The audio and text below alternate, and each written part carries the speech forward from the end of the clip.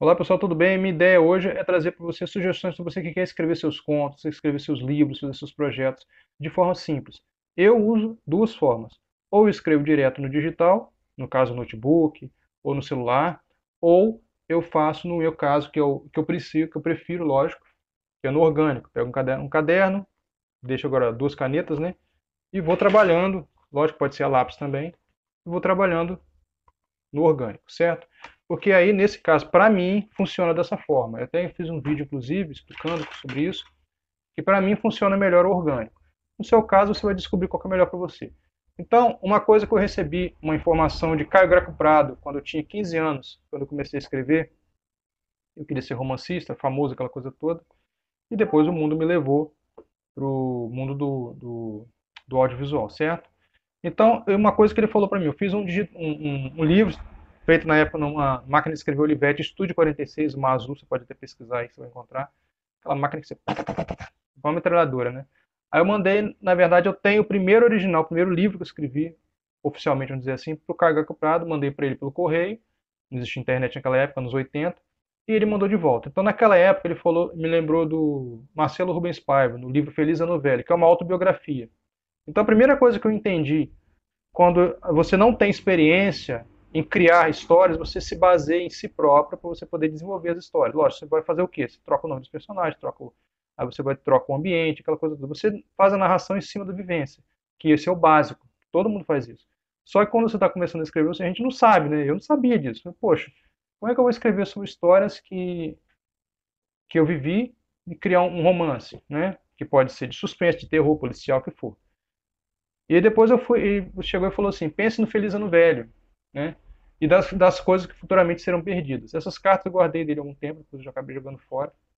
Tinha a assinatura dele, é muito legal. E depois, na sétima série, eu fiz um outro livro, chamava-se Altitude, esse eu não tenho original mais. Na sétima série, minha turma, ela foi até o Pico da Bandeira. Então lá a gente se perdeu, nós nos perdemos lá em cima, nós, os diretores, professores, a gente se perdeu lá em cima. Não tinha guia naquela época e quase que deu uma tragédia, mas foi engraçado depois. Aí eu peguei isso aí e fiz um livro e mandei para ele, menos de 100 páginas. Datilografei direitinho, mandei para ele, ele falou assim, Fernando, não lembro do teu autor original, que para quem não sabe, Caio Graco Prado foi o dono e fundador, eu acho que fundador da editora Brasiliense, que nos anos 80 era a maior editora de livros do Brasil, principalmente livros didáticos, livros para infanto-juvenil, coisas assim. E grandes autores foram publicados por ela, né? E Caio Graco Prado, o editor, antes de morrer, ele mandou para mim essas respostas. Eu tive um grande prazer de ter esses ensinamentos dele, que eu guardo comigo até hoje. Então, na segunda carta, ele disse exatamente assim: Fernando, não lembro do teu outro original, mas posso dizer que você melhorou. É, Feliz 89, 86, 89, alguma coisa assim. Que era os anos 80, não lembro exatamente da data. Devia ter guardado a carta, mas enfim, acabou.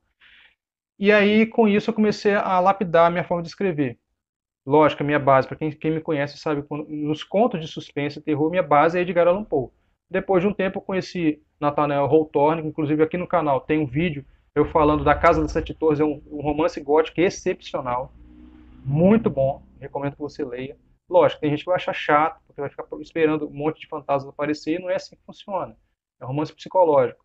Mas a riqueza de detalhes dele me fez levar à riqueza de detalhes do Poe, né? Que nasceu em 1809, morreu em 1849, eu acho que ele começou antes do Nathaniel, mas os dois são do século XIX, dois autores excelentes. E o Poe, lógico, é a base de todos os outros, inclusive dos policiais. Que, para quem não sabe, Dupin foi o primeiro personagem policial antes do Sherlock Holmes, que foi baseado no Dupin, do Poe. Enfim, a linguagem, a narrativa, é coisa que para cada época você vai se adaptando, mas a estrutura deles, a forma de escrever, para mim, né, eles como escreviam no bico de pena, na caneta, é uma coisa que eu trouxe para mim quando eu comecei a escrever também, quando não tinha computador, no papel. Então, esse orgânico comigo funciona. Para gerações mais novas, ou até alguns amigos meus que têm mais ou menos a mesma idade, preferem já o digital. Eu sou mais dinossauro, eu prefiro o analógico. Então, para mim, funciona assim. Então, no caso, além de funcionar assim, tem a base histórica de, por exemplo, experiências com o editor que eu te falei agora, a minha experiência com autores que me influenciaram. Então, tudo isso eu fui me lapidando até a minha forma de escrita hoje, que continua em evolução. Então, se você está começando a escrever agora, por exemplo, ficção. Nesse caso, no caso, eu estou falando de ficção, né, que pode ser ficção científica, terror, suspense, policial, romance, alguma coisa assim. Ou até pequenos contos, que no meu caso eu decidi escrever mais contos. Você vai ter essa base, você vai ter que construir essa sua história, essa base histórica de não ser uma coisa só gramatical, uma coisa, eu digo que é uma coisa orgânica, porque você tem que ter um, uma coisa que se identifique com você. Senão você vai ficar escrevendo só coisas que você não gosta, certo? Aí não tem sentido. Então você começa escrevendo de coisas que você gosta. E aí você começa a lapidar a forma de escrita, você mostra para alguém. E uma coisa que eu faço muito, que é bem interessante, que você vai gostar, eu tenho certeza que vai te ajudar na hora de construir sua narrativa, é ler em voz alta o que você escreve. Então, quando você estiver escrevendo, você pega aquela. Quando você escreve uma coisa, quando você lê mentalmente é uma. Agora, quando você fala verbalmente, você começa a perceber aquilo que está amarrado, que às vezes tem pessoas que conseguem absorver, mas tem pessoas que têm uma dificuldade. Então cada um tem. Então para você pegar os dois públicos, o interessante, na minha visão, é você entregar uma coisa mais fluida. Não é coisa livre de detalhes, mas é uma coisa fluida para poder ficar mais fácil para o cérebro absorver, para a pessoa também, se ela, pessoas que eu não sei se você sabe, gostam de ler em voz alta, fica mais confortável para elas. Então, quando eu faço um texto, eu faço primeiro no papel, depois, quando eu faço no digital, eu vou lapidando, lapidando, lapidando, deleto às vezes o parágrafo inteiro, faço de novo, volto de novo até ficar pronto. Por isso que quando eu termino um conto, eu coloco data do manuscrito, e no final, data de digitalização, depois data. Eu gosto de fazer isso, né? Não lembro como que eu peguei essa mania, mas uma forma de registrar como que foi construído aquele texto, aquele conto, alguma coisa assim. Então é uma forma minha de trabalhar, certo? É uma forma de eu me lapidar para fazer, poxa, eu levei tanto tempo para construir isso aqui. Eu usei esse elemento, esse. Me influenciou esse livro, esse autor, essa ideia, essa vivência para poder construir narrativa, construir personagens. É muito legal. Então essas são as dicas que eu te dou. Se você antes de começar a escrever, pega toda a sua vivência, certo? E aí, em cima dela, você vai começar pega algum autor de inspiração que é interessante. Algum autor você tem que ter. Se você nunca escreveu, você tem que ter pelo menos uma base. Como é que é a escrita, como é que ele começa, se ele mostra o ambiente primeiro, ou se ele começa com diálogo, certo? Ou se ele fala do passado, depois do presente, se tem mudança temporal, ou se é tudo no presente, ou tudo no passado, ou tudo no futuro. Se você vai escrever em primeira pessoa, segunda, terceira. Eu escrevo na terceira pessoa. O Paul já era a primeira pessoa, uma coisa que eu acho meio não é perigoso, né? Mas é uma coisa que tudo aquilo que você verbaliza, que você fala, o seu cérebro acredita. Então, na minha concepção, eu não gosto de escrever na primeira pessoa, porque basicamente você entra dentro da história, para quem lê também. Então, isso é uma coisa minha, não tem nada a ver com o seu estilo. Se você prefere, beleza. Inclusive, eu leio muito e eu agora estou ouvindo podcasts nesse formato, muitas vezes na primeira pessoa, de relatos, por exemplo, é interessante. Mas enfim, o objetivo é esse. Analógico ou digital, qual é o melhor, qual é o formato que você mais consegue se desenvolver, se desenrolar?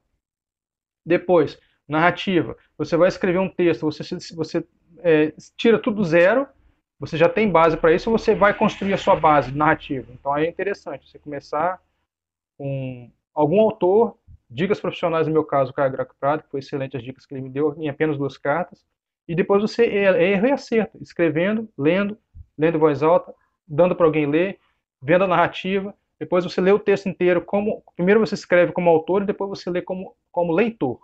Então você critica o seu próprio trabalho, e aí você vai ver, opa, peraí, essa linguagem está legal, esse aqui ficou confuso, e aí você automaticamente, gradativamente, com o tempo, vai se lapidar até você chegar no patamar que você vai considerar ideal, mas nunca definitivo.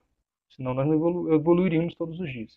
Então essas são as dicas, espero que tenha te ajudado, espero que você continue escrevendo bastante, lendo bastante, fazendo os seus textos, independente do formato, do tipo de formato que é, se é conto, se é livro técnico, se é romance, suspense, terror, o que for, sempre vai ter uma base para você construir. Se é livro histórico, se é biografia, né? Porque sempre vai ter algum elemento ali interessante para poder prender o leitor. Então, aquilo que nós chamamos de gatilhos mentais. Daquele gatilho é um assunto, pega o outro, e aí você consegue entregar o trabalho final. Ok? Então, fico por aqui e até o próximo vídeo. Tchau, tchau, pessoal.